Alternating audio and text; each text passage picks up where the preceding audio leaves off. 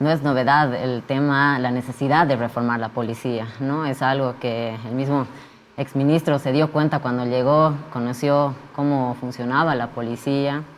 Sin embargo, es una tarea pendiente. Han habido más de 5 intentos de reforma policial y ninguno ha tenido éxito. Entonces, hasta desde hablar de la retórica, ¿no? Tal vez hablar de reforma policial ya trae como una alerta al policía de nos van a cambiar este status quo que a muchos, siempre haciendo las excepciones, tal vez les conviene que se mantenga de ese modo. O nos ¿no? van a quitar carnets, nos van a quitar, qué sé yo, Ciertos hay algunas privilegios que estructuras se y tienen, privilegios también. ¿no? Entonces, yo creo que un poco lo que se ha visto, y ya empezando con el gobierno del presidente Lucho, en vez de hablar de una reforma policial, se han empezado a identificar los lugares que son claves. Específicamente, podemos hablar, por ejemplo, de la gestión de recursos humanos. Muchos sabemos que los destinos, por ejemplo, hay destinos que son mucho más requeridos por algunos policías porque son lugares donde recaudan más plata, por ejemplo, lugares de tránsito, por el tema de la corrupción. Y por lo tanto se benefician más. Exactamente, ¿no? O Felkene, por el tema de la extorsión, de la corrupción.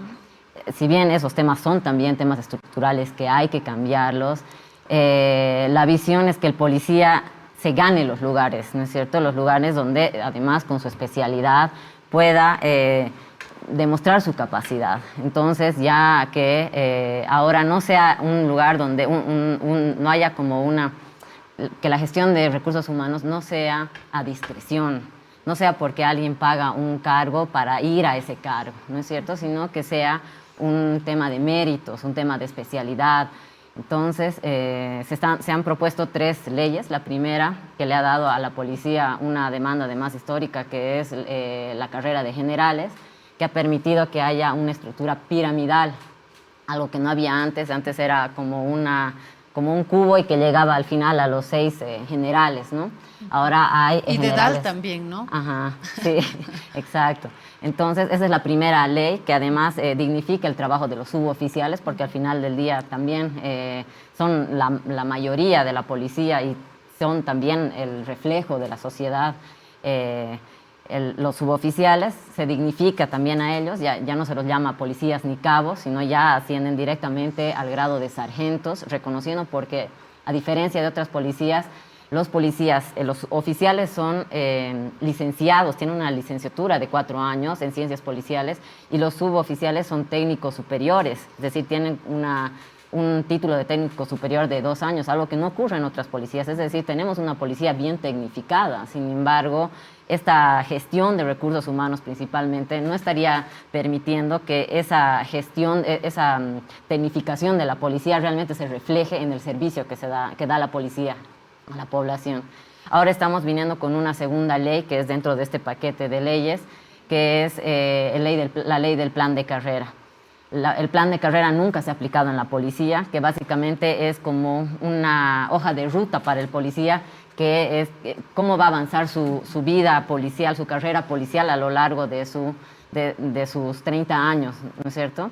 ¿Qué permite o qué es lo que queremos con esta ley?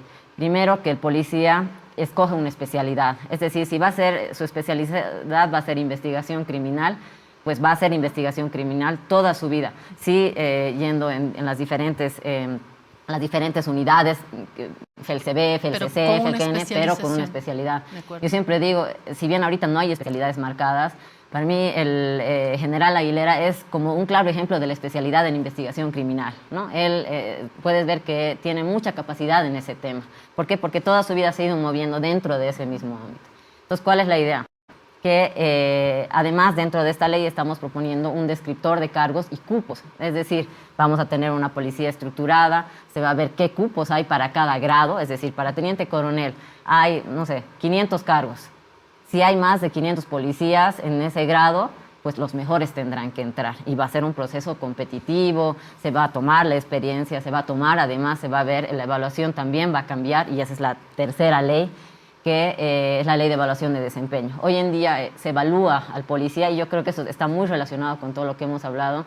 Hoy en día se evalúa la capacidad del policía solo en base a certificados. a certificados de felicitación, a certificados de que han hecho un buen trabajo. Pero los certificados no te miden mucho, ¿no? Ya se ha visto en anteriores gestiones que ha habido hasta tráfico de certificados, ¿no? Porque ese certificado te vale un puntaje, ese puntaje te suma, y mientras más puntaje, más antigüedad, entonces se tenía la impresión de que el más antiguo tenía que ser el comandante general, ¿no? Nosotros hemos tenido ahora con el golpe un claro ejemplo.